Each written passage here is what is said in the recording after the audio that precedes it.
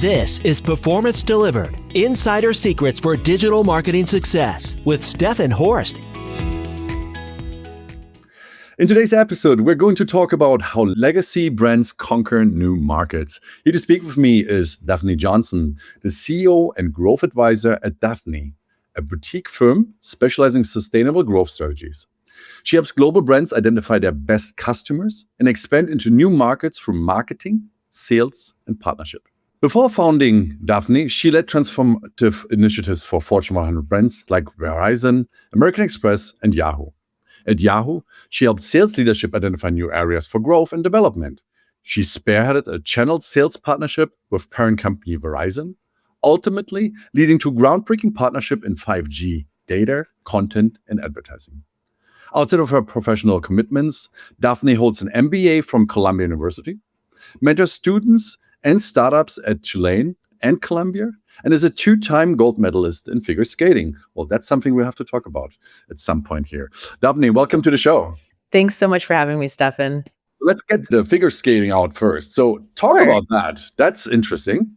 Yeah, I when I was younger, I was going to the rink often with my brother and my parents. My brother was a hockey player, and my mom figured, well, Daphne's at the rink all the time. We might as well put her in skating.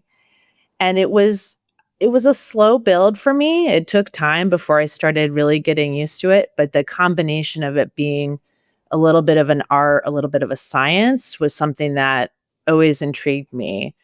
And I stuck with it. I became a competitive skater. I was a national level competitor. Then professionally, when I moved to New York City, I skated with the New York Rangers and the Ice Theater of New York. Nice. Well, that's pretty great. Thank you. Well, let's figure out how you get started in your career. Tell our listeners, where did you start and what led you to founding Daphne? Absolutely. This is a little bit of a complex story for me because I always like to look back to look forward. And when I was graduating from school, I was obsessed with psychology and visual arts. My major was communications, and it was in the same program as graphic design. And I really thought I was going to end up at a creative agency. And then my love for food kind of triumphed over all of those things. And I started to apply to food-related jobs. I was working in catering. I thought I was going to be a food stylist, which I wasn't qualified for. And luckily, I ended up at Food and Wine, which was the biggest, best place that I could have landed in the food world.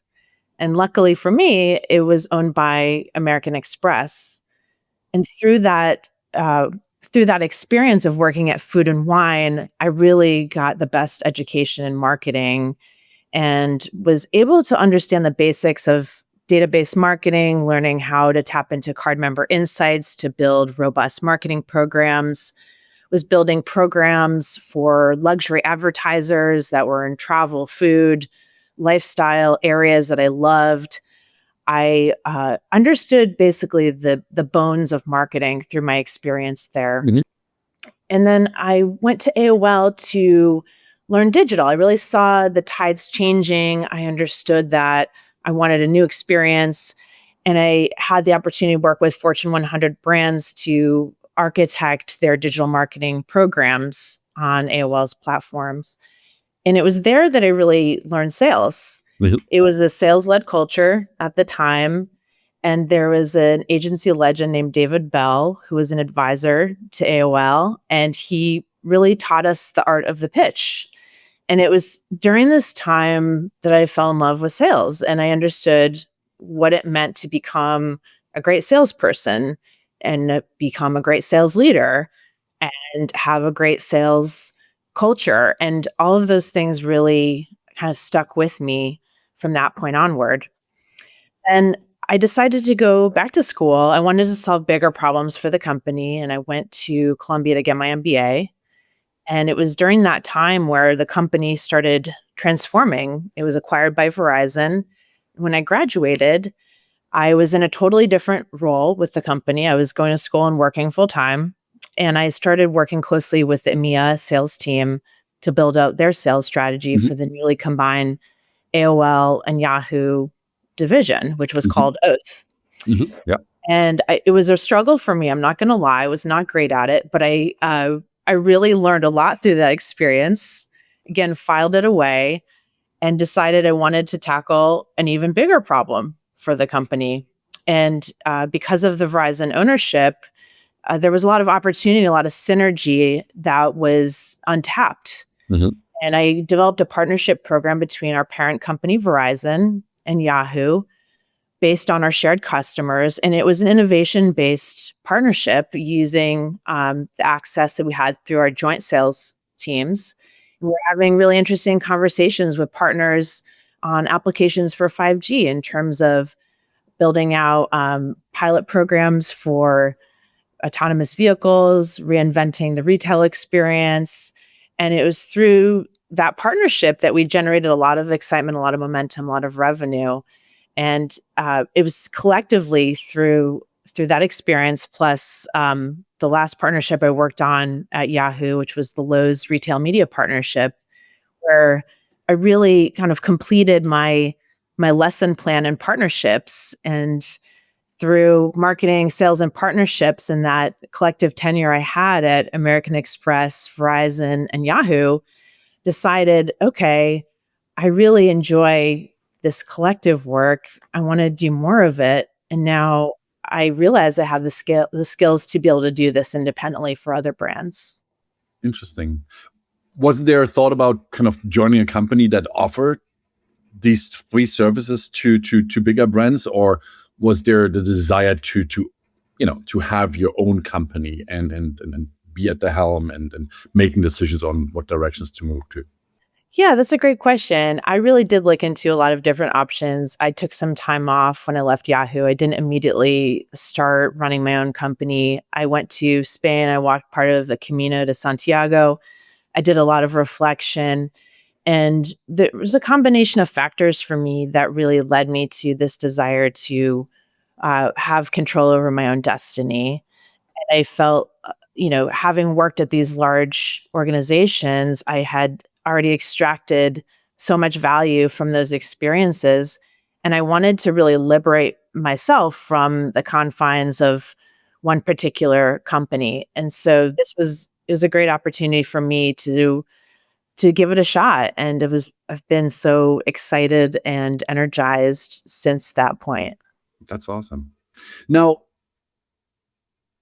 when legacy brands, the word legacy already gives that away. So when brands that have existed for a longer period of time look at what are we going to do or what are we currently doing, and what do we do to stay relevant in the future, right? What are the biggest challenges for those brands to do that, to go from we're successful at the moment, but we might not be successful if we don't adjust to what's coming? Yep. There are a lot of different challenges that I've come across. And, believe it or not, the biggest one is defining the problem we're solving for. And so when they're thinking about entering a new market or expanding, oftentimes they're very tactical in how they think about what they want to do. And so they'll think about it in terms of, oh, we need to redesign the website to include additional languages, or we need to add this product to our sales catalog. In reality, it's much deeper than that, and it's much more foundational than that. And so a lot of legacy brands, what they don't realize is they need help defining what that problem is. They need to figure out what's worth solving for. I worked with a client recently who is a wellness brand based in the New York metro area. And she's been in business for 10 years. And she's in the process of expanding. She reached out to us for some help doing that. And the first thing we did was start to talk to her patients. And we talked to 5 patients and 5 staff members, really trying to understand what's going on in the business. And it was through this series of in-depth interviews. It was only 45 minutes for each person. We asked them everything that they were comfortable sharing with us in terms of why they sought treatment, where else they were considering treatment. We were asking them what their best experience was, their worst experience was. And it was through these conversations where we started to unpack the granularity of their experience. We were really shocked that 3 of the patients brought up the tea service that was part of the check-in process. And what may seem like a really little detail was really eye-opening for us, because that tea service really symbolized the attention to detail from the business owner, but also this feeling of relaxation and tranquility that was critical and differentiated her from a lot of her competitors. And they were not only able to tell us a lot of details about the types of teas, but then they also gave us a lot more information about the physical space in general, including the treatment rooms.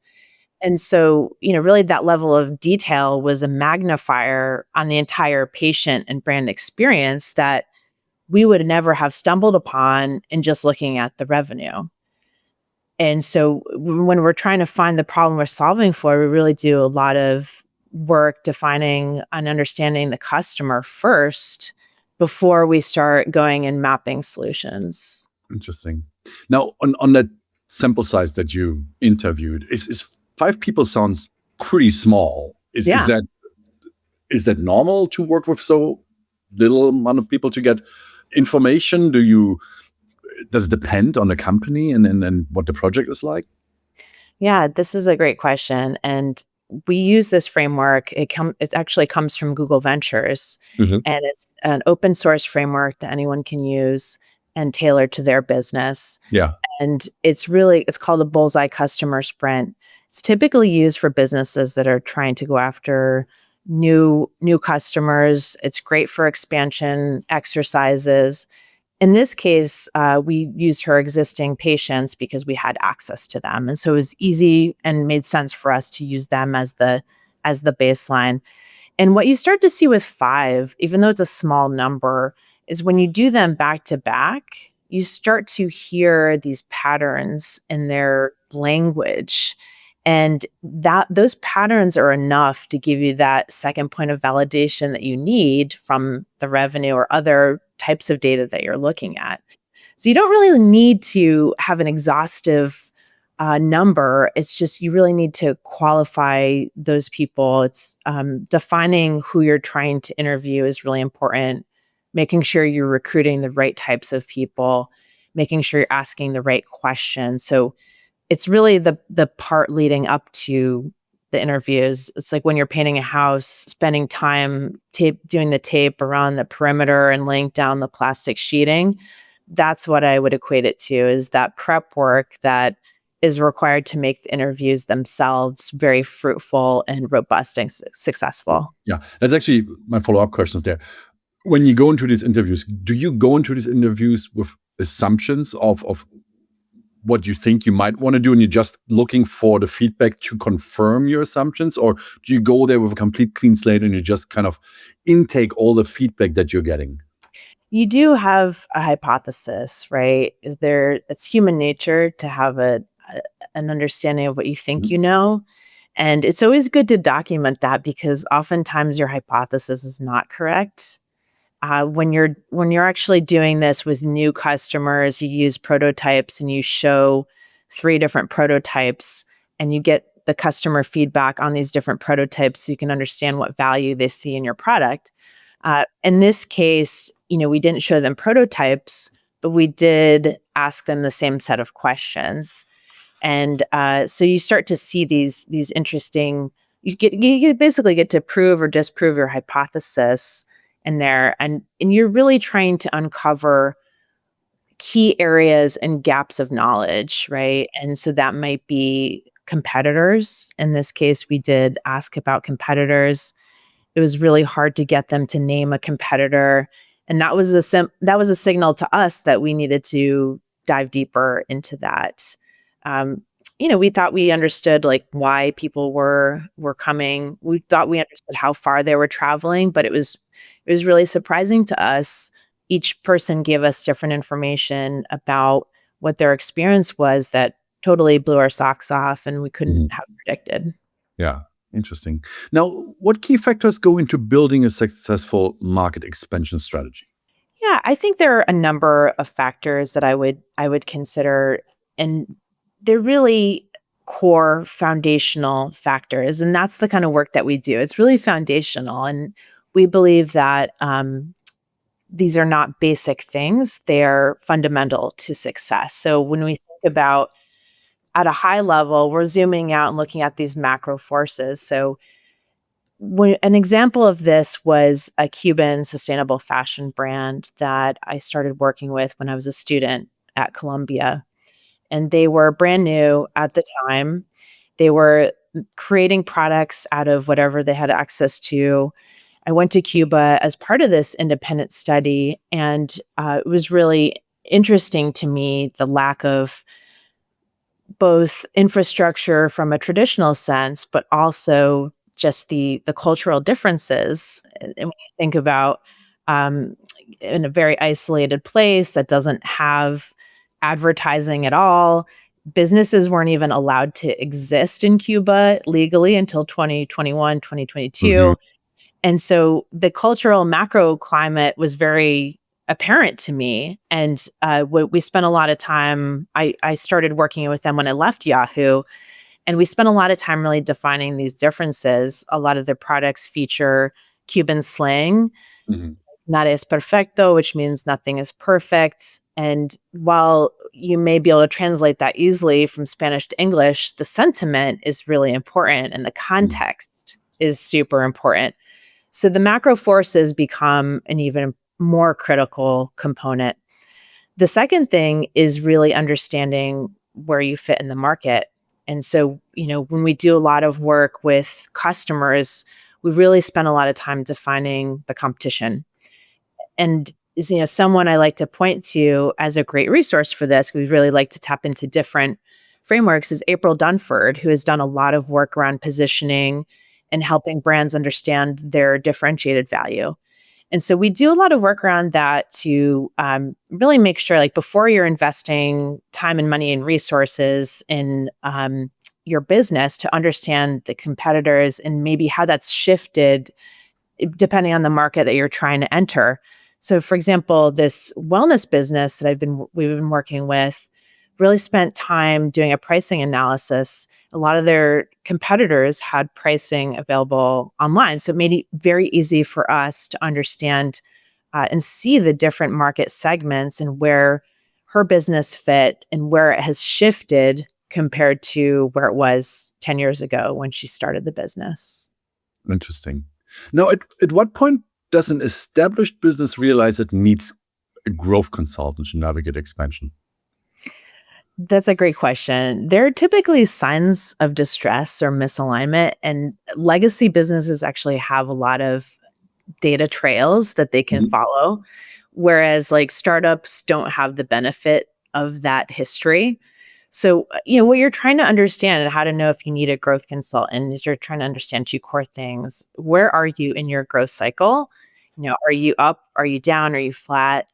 And what is broken in your growth loop? So, where is the chain link missing in that? And so there are a lot of symptoms there. You can start to understand those two things. The first one on the financial side, it's very easy to understand if your financial performance is struggling, if you've had several consecutive quarters of stagnant or declining revenue. When we were working with this wellness client, we were really looking at the number of visits as one of the key metrics to understand what was happening, because she accepts insurance and it was hard to just look at revenue because of the insurance data made it very difficult for us to see. So we looked at visits, and one thing we saw was the last 2 years the visits were had plateaued. And when we asked her about that, she confirmed that she had run out of space, physical space. So it was a supply constraint that we were able to identify very quickly, and make sure we were understanding really what was happening there. And then the second part of it is really the marketing itself. And we see this often where the marketing that used to work doesn't work anymore. And so people think, oh, I just need to try a different tactic. And just need to try the other thing that's the other people are doing right now. And it's actually not the case. So if you're having problems, if you're seeing like a lack of repeat purchase, or your customers aren't leaving positive reviews for you, or let's say you have a sales team and you have sales-led growth and your sales team is complaining about long deal cycles, it means like your customer doesn't know how to buy you. And Mhm. so it could be a positioning problem. You need to really revisit that. And so there are a lot of different symptoms, both on the sales and marketing side, that can be really helpful in diagnosing and then realizing, oh, hey, I need some help to solve these. Yeah, that makes sense. Now, what should legacy businesses know before they start working with a growth consultant? I think they need to have a lot of self-awareness about their business and themselves before they engage in any kind of work with a growth consultant. And there's a philosophical aspect of this. It's on the ambition side, am I trying to build a brand, or am I trying to just build a business? And those are two different things. So if you're actually trying to build a brand and have that brand create value, then yes, you that is something that will likely eventually lead you to a growth consultant. The commitment, a lot of brands, if they're running legacy businesses and they have enormous amounts of teams that they're managing, they may not have the time or the resources to focus. And that's something we really like to be direct about. I was having a conversation with a major New York metro area publisher about doing work, and they were trying to enter the entertainment business in a bigger Hmm. way, doing a rebrand for one of their brands. And what it came down to, they didn't end up moving forward because they didn't actually have anybody to engage with on their side. They were so busy, they didn't have the bandwidth to actually engage in the work that they wanted to do. So sometimes it's a matter of timing, um, as well. I'd say the third component is the level of risk. What scale of project are you comfortable taking on at this time? And, how do you also build confidence and competence at that, in the right way based on that level of risk? So you want to tackle a project where you can really build some skills, build some knowledge, build some data, and use that as a foundation moving forward. Now, obviously, when someone hires a growth consultant, they're hiring an outside source to help them, you know, expand, overcome a challenge, whatever kind of the goal is of the engagement. Right. What do you usually tell your clients what the involvement on their end has to be? Because it's not just we bring in Daphne and then Daphne does the work, and at some point she comes and says, "Hey, voila, here it is, and you take it, and I'm out of here." Right? Yeah, absolutely. No, I like to have a really honest conversation, and I work with a lot of different types of businesses, both legacy businesses, smaller businesses, medium-sized businesses. So what I really like to have a conversation about is around the level of engagement that they're interested in. And we offer as a company three different levels of engagement. And so it may just depend on how involved they want to be in the execution. And so they may just be interested in an advisory relationship if that's the case. And I think we also like to really align on what other people from your organization would you like to be involved in the project. And that becomes critical if you're trying to really do something transformational. So I typically require that they have an executive that's dedicated to the overall success of the projects. And then together we identify two or three stakeholders that are supportive of it. And then there are usually specialists that provide data, for example, or might have knowledge about a product that is critical to the success of the project. So it's usually a combination of different people from the organization and making sure we're aligned. And then on the structure side, we really align on what that cadence looks like and the timing that we're trying to aspire to, and being realistic about what we can accomplish in the time together versus what they're going to have time for outside of it. So sometimes we use the time together to actually do the work, depending on what they feel like the bandwidth that they have at that moment in time. Interesting. Now, Are there specific topic that you have come across over and over? So kind of project over and over, maybe especially at the moment, because there's one or two things that companies should be, I don't know, I don't want to say concerned about, but they should think about, for example. Yeah, I'd say that it's really goes back to knowing your customer. And I think what it comes down to is a lot of businesses have been in business for 10 plus years and they feel very comfortable about where they're at. And they don't realize that the tides have shifted while they've been preoccupied making sure the business is staying on the rails. And so what happens is they don't know what they don't know about the current landscape. And in fact, they are not aware often of what their competitors are doing.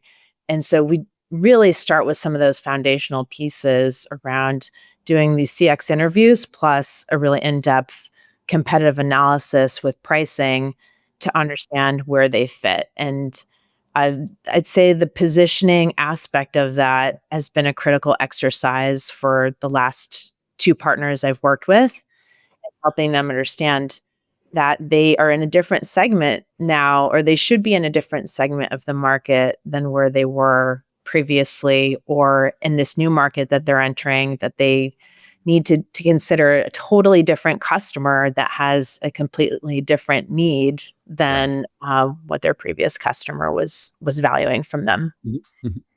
Now, looking ahead, what trends do you see shaping how legacy brands grow and evolve in the future? Yeah, again, looking back to my past when I was at Verizon and working on the Yahoo Verizon partnership, at that time there was a lot of excitement over 5G. And really, partnerships in general were a key growth lever for both companies. They both had robust partnership teams that were responsible for different outcomes that were separate from the sales organization. And at that time, 5G was really getting a lot of interest. And as those consumer use cases were picking up, as people were starting to realize, like, wow, this is a game-changing technology, it was that excitement about the impact on consumers that really drove the adoption. And what I see now is that the same excitement exists in AI. And I have an AI client currently in the content creation space, and they are very much exploring how they can improve customer experiences. Mm-hmm. And so it's a two-pronged prognosis. I think partnerships are going to continue to be a really important part of growth. And it's something that a lot of businesses haven't defined well, or don't typically spend a lot of time on. And it's the first team to get cut, and they focus on the core revenue. And the second part of that is transformational technology like AI is going to continue to be part of the conversation for partnerships. And legacy businesses are always going to be wanting to connect with those technology partners. So I feel really privileged to be sort of in this position of matchmaker right now, where my AI client is looking to connect with legacy businesses. And it's great because that's usually when that juxtaposition happens, like really interesting, innovative things result. Great. Well, Daphne, thank you for joining me on the Performance About podcast and sharing your knowledge on how legacy brands conquer new markets. If people want to find out more about you, what you do at Daphne, how can they get in touch? Thanks, Steffen. I appreciate you asking, and they are welcome to reach out to me on LinkedIn as Daphne Johnson and look for the profile with figure skater as a keyword. Well, thanks everyone for listening. If you like the Performance About podcast, please subscribe and leave us a review on iTunes or your favorite podcast application. If you want to find out more about Symphonic Digital, you can visit us at symphonicdigital.com or follow us on X at SymphonicHQ. Thanks again and see you next time. Performance Delivered is sponsored by Symphonic Digital. Discover audience-focused and data-driven digital marketing solutions for small and medium businesses at symphonicdigital.com.